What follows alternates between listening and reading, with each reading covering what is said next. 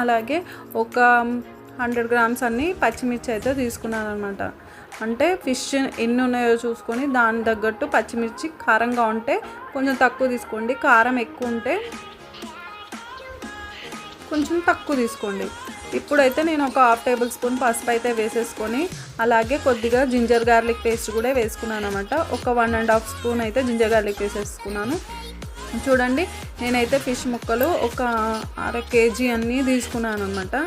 దాంట్లోనే కొంచెం కచ్చపచ్చాగా మరీ పేస్ట్లా చేయకండి, కచ్చపచ్చాగా దంచేసి మొత్తం ఈ ఫిష్కి నేను ఇక్కడ ఎండు కారం అసలు వాడట్లేదనమాట. మొత్తం పచ్చికారంతో గ్రీన్ ఫిష్ ఫ్రై చేయబోతున్నాను. దానికోసమని